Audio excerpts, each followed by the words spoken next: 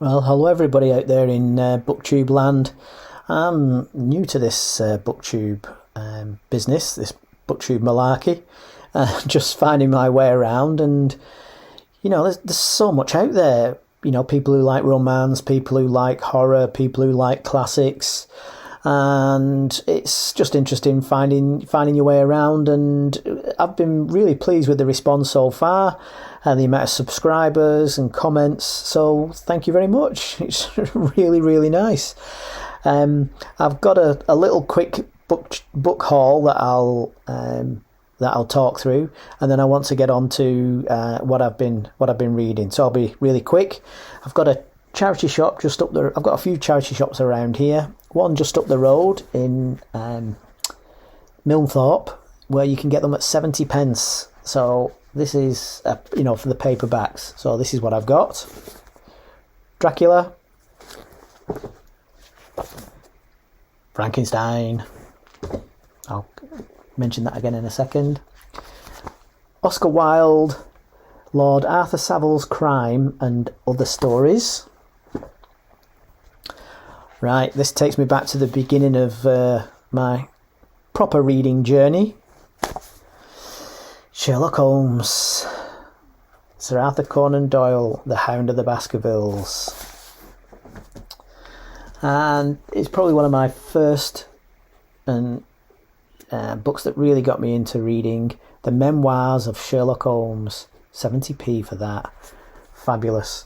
I'm going to have to try and get one with the same cover that I used to have. It was greenish, a picture of Sherlock with his pipe and his deer stalker hat. So yeah, fabulous. And then from YouTube recommendations, I'd never heard of it, but people are going on about what a fantastic book it is. So at 70 pence, I'll look forward to this. Stoner. Supposedly very, very good read. So yeah, looking forward to that. Now, I said I had that system. I've had lots of books over my lifetime, and they've come and gone, and I can't quite always remember what I still have. So I took photographs as the library's kind of building out, and my system kind of isn't foolproof. It let me down. So I spent 70 pence on Frankenstein, and I already had it. And look at that for a cover. So I think I'll keep this one, and I'll re-gift that copy. I mean, isn't that the greatest book cover? Whoa, look at that. Yeah, Frankenstein by Mary Shelley. Right, yeah. So just here's a funny little thing. I'm going to be reading through the Russian classics, and I'm not sure I'm fully looking forward to Dostoyevsky and Solzhenitsyn. They're probably going to be a bit heavy. So I thought to myself, particularly from these books that I'll mention in a second, about slipping in a lighter read in between. Oops, got and dropped them.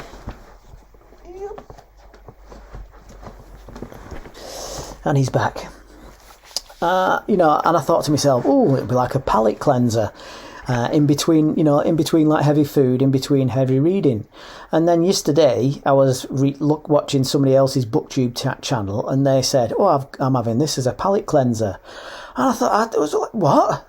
So it just made me think, did I independently think of it, or had we both heard it somewhere in the past or something? So, apparently nylon is called nylon because it was simultaneously invented in New York and London at the same time. I used to think to myself, surely one came before the other. So yeah, but that's a point I want to make about the main book that I'll be talking about today. So this is what I've been reading. So first one. Is Louis L'Amour, Kill Roan. I got 17 of these for £5, and yeah, I used to work on a second-hand bookstall in Bury, and they used to come on and say, "Have you got any good cowies? Where's your box of cowboy books? Where's your cowies?" And so I thought I'd give this a read, and it was real fun. It was real good read, real entertaining. It takes you to the Old West, takes you to the characters, and I expected that. But what I found a pleasant surprise, and I'll say why. The main character, Kilroan, is an old-fashioned hero. He puts himself in danger.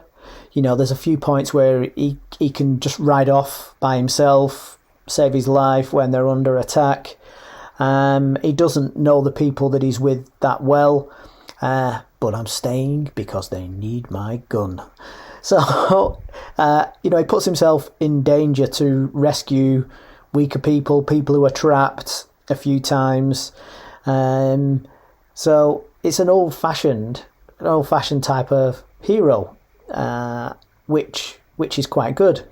Now, the reason I kind of say that is, I don't like to do negative things too much, but I'm going to.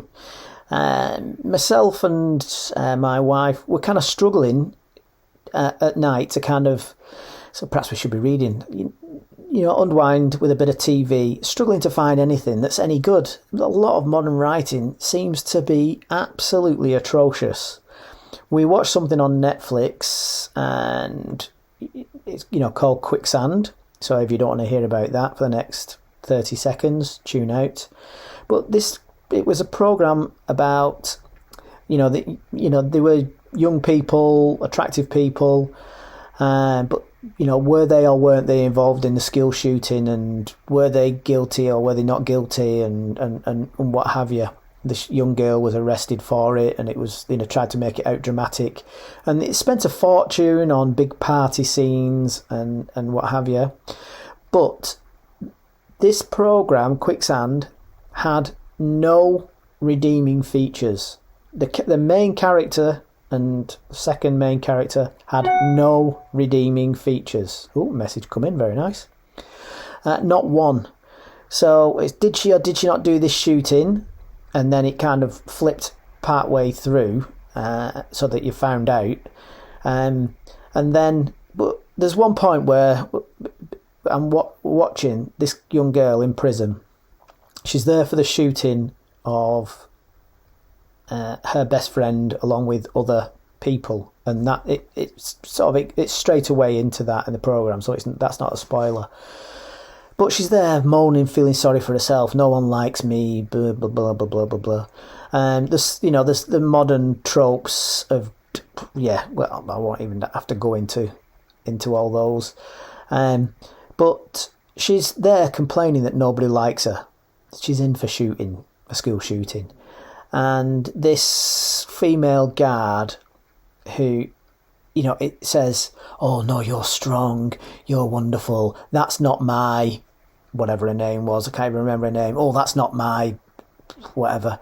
"You're tough, you're wonderful, you'll fight this out." I'm thinking, what are you talking about? Why are you befriending her? But then, this girl takes drugs, just parties, is an A-grade student, of course, but then you never see any effort of that, and it all starts to drift away. And she never once turns round and says to her parents, "How are you?" She doesn't turn around to the guard and say, "It must be tough working in a prison. How are you feeling today? How's your kids?" Not once does this character or the other characters in it ever ask anything about anybody else other than themselves. So that's my little rant over. So hooray for Louis L'Amour. So if you can't find anything modern, it's time to go back into the past, isn't it? Now I've mentioned it, so I'll mention it briefly. So that was the heavier one. So I'd bought Turgenev's Sketches from a Hunter's album, but the one that I'd bought only had about 20 stories in, and there's more in this one, about 32. Fabulous. How he writes about country is fabulous. So I absolutely recommend this without any hesitation. With 32 short stories, you're going to like some more than others, and some you're going to find are stronger than others. But what a beautiful book! I'll be reading that again, no doubt whatsoever. And then the palate cleanser, and a little Louis L'Amour, real fun, just real fun. You're not being bombarded with political messages, or you're supposed to like people that are not nice in any way. So yeah, real fun. But the main book that I want to talk about is, and remember not to forget the thing that I mentioned before about the palate cleanser, Mikhail Lermontov, a hero of our time. Now it's quite thin. Mikhail Lermontov, 1814 to 41, was a rebel throughout his short life. At university, as a guards officer, as a poet, he was twice banished to the Caucasus by the Tsar, who was unable to forgive either his dueling affairs or his anti-authoritarian writings. Now, the first thing that I'm going to say is, so I read the first chapter on the back. The first thing that I'm going to say is, don't read the second chapter on the back. I've never known this happen before, where they put on the back, they give away the ending of the book. I've never known that before. I read that, I'm like, what are you doing? So I can see why. I know the trigger for it, but why would it's like an Agatha Christie. Oh, by the way, the butler did it. It's like, what are you doing? So don't read the back of the book is my first tip on this book. What it's about, it's a very Russian book. It's okay. So what do I mean by that? Yeah, I'll come on to that. The first thing is that this was written, round about late 1830s. He was quite famous, so he came before Turgenev, Tolstoy, and I believe that they were influenced by him. So if you're reading a lot of Russian writers, you might want to read him early. Now, where I've slipped up is I think Pushkin came before this person, so I should have read Pushkin first. So it's quite thin. The construction of the book is that there's some almost like short stories at the start. You get to see the Russian landscape, which is fabulous. It's very well written, and there's the writer is, it's strongly written. It's a good, strong voice. They talk about the main character in this book, who is a hero of our time. Pechorin, I think it's pronounced. So the first short stories are leading up to meeting this person, and they use that device where, and Turgenev does it, and which is one of those books where it just suddenly goes, and reader, I married him. So you get the artist talking about the book a little bit, which you might like or you might not like. But then that disappears in the main body of the book. The main body of the book is that they find the diaries of this person, Pechorin, and this person says, I'm just going to publish what he wrote. And so then you get the same strong voice, but the author doesn't come in and out again as much. So now I'm sounding a little bit hesitant because the Pechorin, it is a very good book. Definitely recommend reading it, particularly if we're reading the Russian writers. But Pechorin, it says it's a hero of our time, and there's a slight sarcastic element to it because Pechorin is not like a 100% nice person. He is kind of, I was going to say a man's man. That's kind of that old-fashioned saying. Like a bit. he looks at men as competition, and he doesn't really have close friends, maybe one, but anyway, and women are to be like pursued. It's not, there's not loads of fallouts with friends, and there's not loads of womanizing, but that's kind of his attitude. But he's a bit world weary. So that's the kind of the Russian. So there's a kind of that world weary, oppressive, deaths in the background.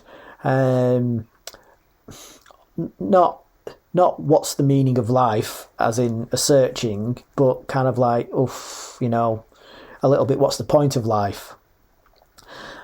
So that can be a bit oppressive in a book. What's the point of life? Well, brilliant. But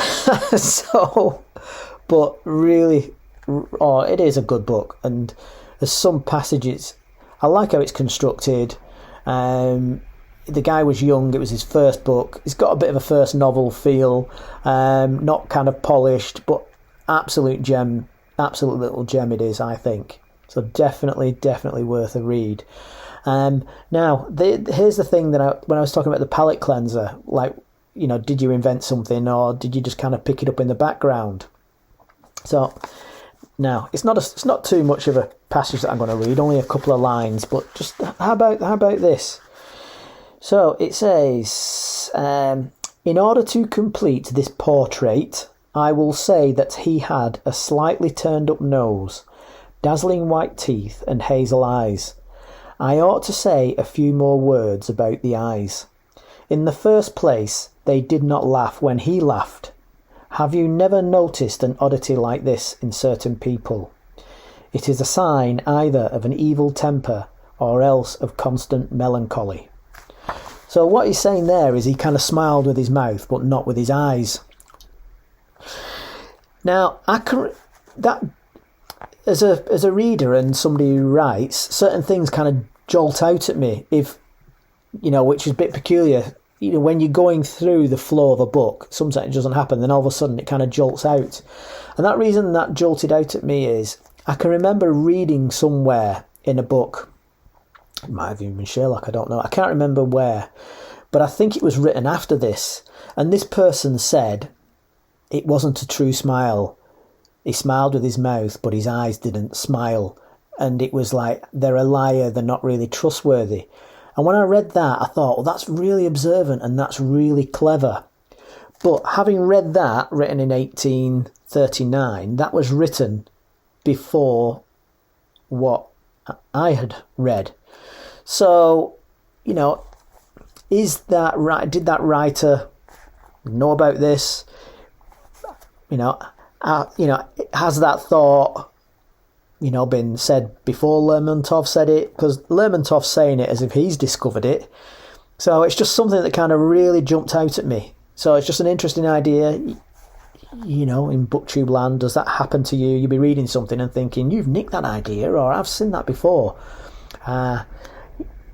If for something like that, I think a writer, if they knowingly do it, they should kind of acknowledge that it's kind of an existing idea, not kind of just say it as if, oh, I invented this. But there you go, just a thought. But cracking read, definitely recommend it, particularly if you're going through the Russians. So I hope you're getting some great reads out there, and I'll try and do a bit shorter videos in future. But bye everybody for now.